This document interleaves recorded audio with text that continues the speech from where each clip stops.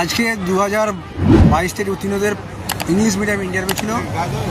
আমাদের সামনে একটা দিদি উনি ইন্টারভিউ দিয়ে বাইরে বেরিয়ে এলেন। দিদি, আপনার নামটা? আচ্ছা, আপনি ডকুমেন্ট ভেরিফিকেশানের টেবিল থেকে আপনার কীভাবে ডকুমেন্ট ভেরিফিকেশান হয়েছে একটু বলবেন কাজ? ডকুমেন্ট ভেরিফিকেশনের প্রসেসটা বেশ স্মুথই ছিল। ওখানে শুধু ওনারা সব প্রপার ইনফরমেশনগুলো ঠিকঠাক পুট করেছে কিনা সেটা চেক করলেন, যেমন এইচএসের মার্কস, মাধ্যমিকের মার্কস, কলেজের মার্কস, পার্সেন্টেজগুলো ঠিক আছে কিনা সব থরলি চেক করেছে। আর ডিএলএডের মার্কস সব কিছু থরো চেক আপের পর স্লিপ দেওয়া হলো, ভেরিফাইড স্লিপ, সেটা নিয়ে ইন্টারভিউ করে। ডকুমেন্ট ভেরিফিকেশন টেবিলে কতজন ছিল দিদি?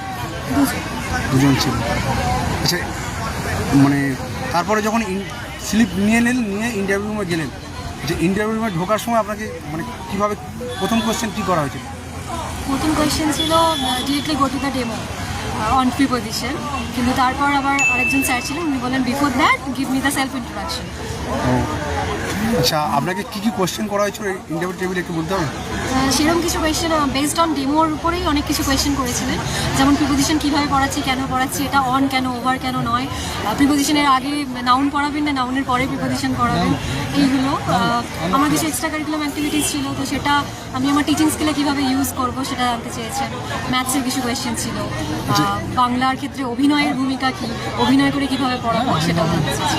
আচ্ছা, আপনার এক্সট্রা ক্যারিকুলাম সম্পর্কে মানে ইন্টারভিউ টেবিলে জানতে চেয়েছি, তাই? হ্যাঁ। বলছি, ওখানে আপনার ডেমোতে কতক্ষণ সময় পেয়েছিলেন এক্স্যাক্ট তো আনুমানিক? ডেমোর জন্য টাইম অনেকটাই দিয়েছিলেন। আমার ক্ষেত্রে আমি ডেমোটা কমপ্লিট সেইভাবে করিনি, তার আগে ওনারা কোয়েশ্চেন করেছেন। আচ্ছা, আপনি কি আপনার পছন্দ মতো ডেমো দিয়েছেন? না, ডেমোর টপিক ওনারা চুজ করে দিয়েছেন। যারা ছিলেন ইন্টারভিউ কতজন ছিলেন? তিনজন ছিলেন। একজন স্যার, একজন ম্যাম, দুজন স্যার। ঠিক আছে দিদি, আর কারোর যদি কোনো কোয়েশ্চেন আছে? ধন্যবাদ আপনাকে। আপনার দিন মানে আগামী দিন শুভ হোক।